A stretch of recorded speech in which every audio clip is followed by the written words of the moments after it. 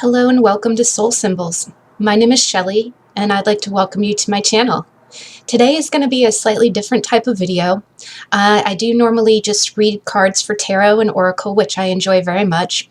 But in addition to throwing cards and reading oracle, I thoroughly enjoy, since the time I was young, I've always had a strong interest in protecting the environment. This is a goal that I had been very interested in as a teenager, but then, of course, as life goes, I've gotten away from it. And I wanted to go ahead and do a very special post. This is a culmination of effort that I've, participated in for a while now, so this is a very important video to me. But I'm going to go ahead and title it Eco Girl in a Modern World, because I think that is a very apt title, given that we do our best to try to protect our environment, but we are creatures of habits. We're humans, and we want to live a lifestyle that is convenient to us, and sometimes that convenience comes at a cost. But my goal in this video is to both celebrate Earth Day, to share with you the efforts that I have made to make the world a better place, and also hopefully give you some inspiration on how you can make changes as well, because it is possible. The thing that I have learned is that it is possible. So to begin, I just want to put out two disclaimers. Anytime you're talking about environmental health, there's always a kind of trigger warning. There's a lot of guilt involved. It makes me feel guilty too, so you are not alone. But just know that throughout the course of this video, which I'm going to keep as brief as possible, but we are going to talk about the reasons why we have the lifestyle that we do, which can bring on a little bit of guilt. But what we're going to do is we're going to be honest about it. We're going to face it. So we're going to talk real truth. And then the second, caveat is that I want to disclose right now that I am a hypocrite. I strive to make these changes myself. And by striving, I hope to inspire others to help me in this endeavor. But I am definitely not innocent. I have habits, I have hobbies that do not contribute to environmental health. So I am nowhere a perfect example of what to do. But I believe that every small effort changes the tide, it turns the tide. So that is why I'm sharing it with you today. I like to scrapbook. I love my coffee. I've utilized one-use containers for a majority of my life. So again, as I am going through all of these details, I'm going to show my hypocrisy. And in that, I hope that it helps us own these habits and in turn change those habits. So to begin, I first have to just say that, there are several major factors of environmental change.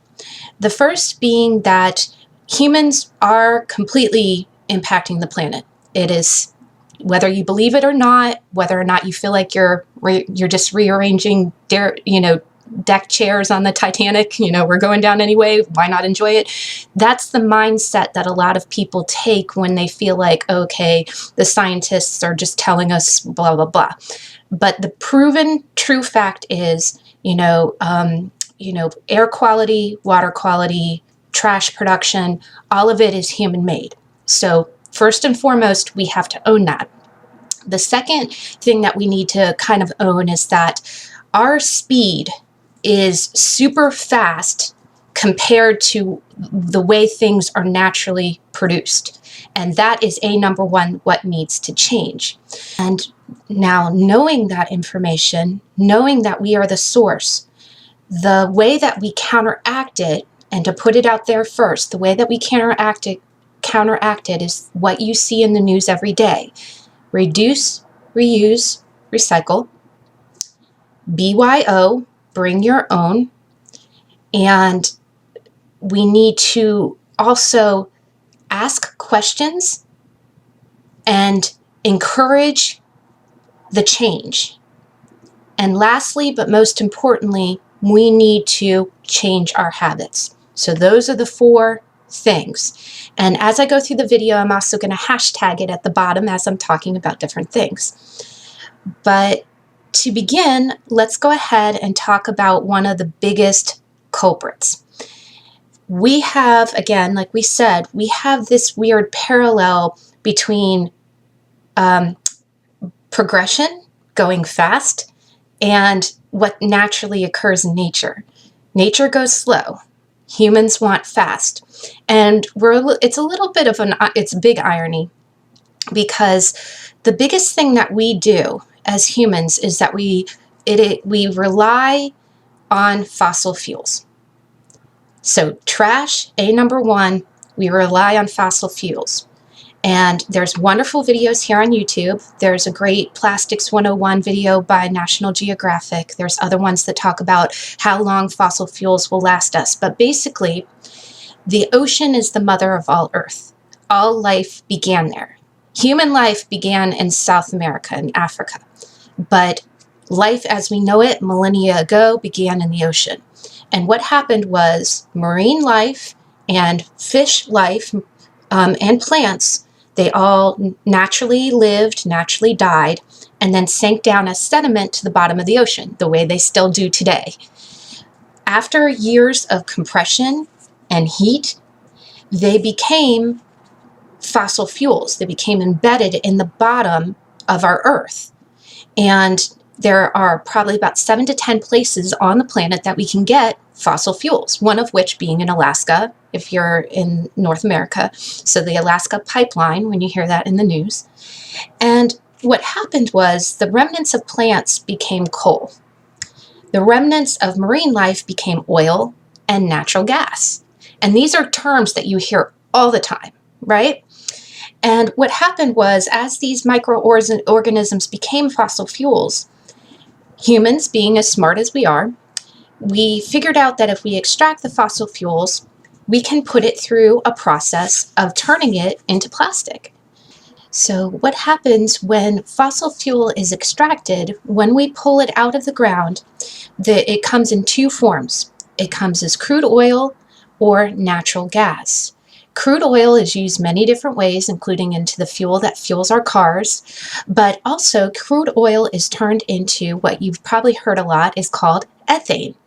Natural gas, which fuels our stoves or, our heat, got turned into something called propane, which you probably hear all the time. It's the gas that's in the tanks that, basically fuels, takes care of our homes. Now, what happens is these two energies, also that are pulled from our millennia-old ancestors that died at the bottom of the sea, they're put through a process where they're cracked. We break the molecules of crude oil and natural gas down to smaller particles. Ethane becomes ethylene, and propane becomes propylene. So again, you can kind of hear the different variations. The root of it remains the same. Then what happens is it goes through to become plastic. These two types of fossil fuel go through what they call a polymerization.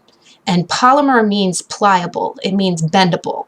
It means formable. It's how you cast something. And polymerization is you have to add a catalyst. So you have everything broken down to its molecules, which is all very scientific. And again, us humans, we're smart. It becomes, after you add a catalyst, it becomes a resin. It turns these fossil fuels into something that's like a wax, something that can be pliable.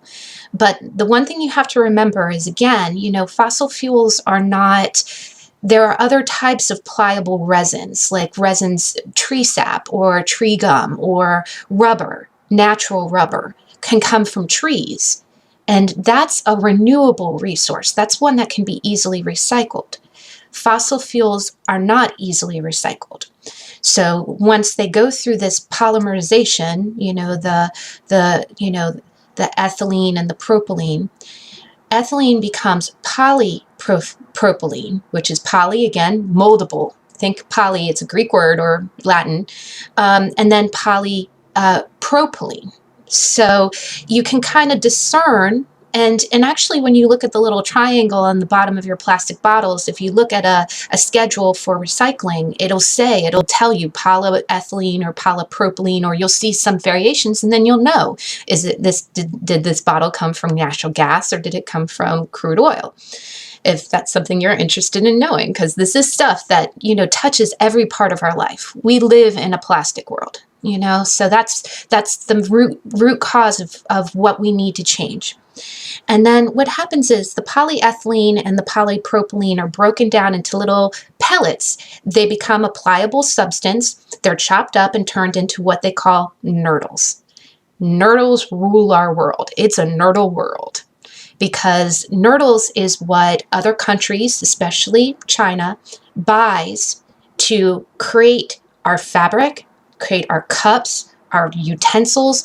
And one thing that I do want to touch on, as much as we talk about, like, air quality and pollution, we do blame China for a lot, and it is where a lot of it's produced. But just to note, and again, this is a get real, hashtag we're being real. If you look at the bottom of anything around you, if you pick up your pen, if you pick up your computer monitor, the cup you're drinking from, on the bottom, it's likely going to say made in China.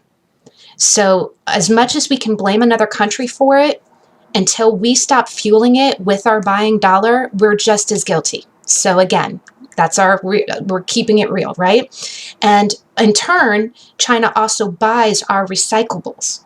So we do have to, if you choose to recycle, which is relevant, and we'll get to that in a minute, they buy it. So we do need to encourage that if we are going to continue to use single serve and plastic things. So it's your choice, and the power is with you. You can either wean off plastic where the need is not there and the trash is not there, or if you decide to use plastic, then you would want to go ahead and, at least make it where it's in a cycle of coming back if you want to sustain your planet. And that choice is with you, because the power is with us. Now, those nurdles, again, the chopped up plastic is what gets sold to other countries, and it gets put back into what we use every single day. So just to run down some quick numbers, because again, the fossil fuels we are using are becoming the things that we rely on every single day. Every single time you take takeout and you get those plastic utensils, and we'll get to that in a minute, that is fueling the fire of our health and our environment. And to also touch on, this has become a little bit of a big debate amongst generations. I have heard, and part of this video for Earth Day is to empower all generations. You have groups, the golden generation that was born in the 20s. They had organic materials back then. Things were made out of rubber trees. There was a smaller population. People wore cotton, people wore linen. It was all biodegradable. They did not know where we were going with this. So now the boomers, yes, they lived through the age of excess with everything polyester in the 70s, everything mass produced in the 80s. So then you get into the Generation X, the Xennials, the millennials, and then Generation Z. And our goal in this is that all of us have a stake in it. All of us are here to protect something and give it on to the next generation. So you can't really blame any one generation. But what we can do is make a change now. Now, that being said, we do have finite resources. The amount of fossil fuels that we have left is, and again, these plastics, just to throw out some statistics, the amount of trash that gets thrown away, the amount of trash that comes from plastics is about 9.2 billion tons. That's how much plastic has been produced since the 50s. 40% of that is straws, plastic bags, and food containers. And that makes up 40% of what is in landfills or at recycling plants. Those plastics are being made with fossil fuels that are not going to last forever.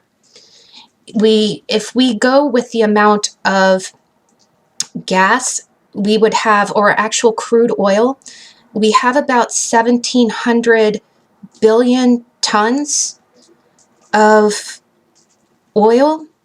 And this was by a statistic done in 2014 by BP. So we have a verified amount of 1,700 billion oil reserves. But if we use that for things like plastic, it will last us about 52.5 years. And again, we talked about fast versus slow, right? And then coal will last us about 110 years, which isn't bad, but on a timeline isn't good. And then you got natural gas that might last us about 54 years. So either way, that's not anybody's lifetime. That's not anybody's lifetime. And if we keep using that oil to make the fork that you use one time and throw away, that's not a good use of that finite material. So that's where it lands on us. It lands on us. And again, this is the Get Real video, right? There's some statistics here that are not pretty, but we have to look at them because we are the change, guys. We are the change. Millennials, Generation Z, we need your help.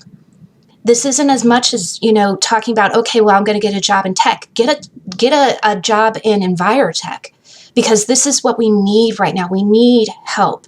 And it isn't just any one generation's problem. A lot of people got raised at a time where they thought it would eventually work itself out or biodegrade. So, and again, it's not all gloom and doom. Let's get into some of the sunlight, because there's solutions now. And let's get to the solutions.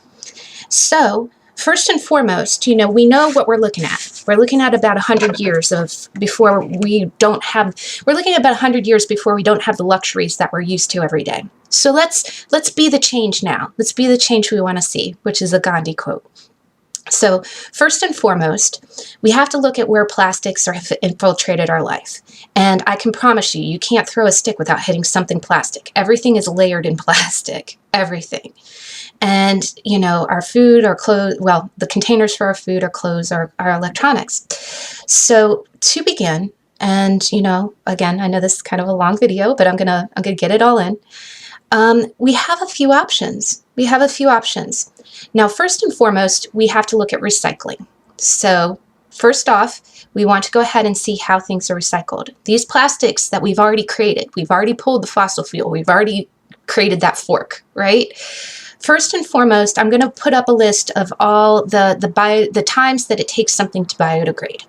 And again, this is not to be gloom and doom, it's just to be honest, because we're very real in this video. Go ahead and look down the list. Now, plastics are recyclable, but that doesn't mean that we should lean on them. The reason being is that plastics take 450 years to biodegrade on average. That plastic bag that you threw away on a whim, you think about it, 3 generations from now, your children's children's children is 100 years. You're not even looking at the end of your line when you're throwing that bag away. The other thing is when you throw bags into, well, we'll get to that in a minute, but basically we want to reduce the use of these. And if we do use them, we want to recycle them. Because if you recycle, plastic can be recycled 7 to 9 times. And 7 to 9, if you divide that by 450 years, is about 50 years. That's a little bit more reasonable. But the caveat to that is that you actually have to recycle it. If you just ditch it into the landfill, you're not even recycling it once. You're dooming it to 450 years. And it's not just going to become that dead fish in the ocean that it was a millennia ago overnight. That is where our sense of timing is warped.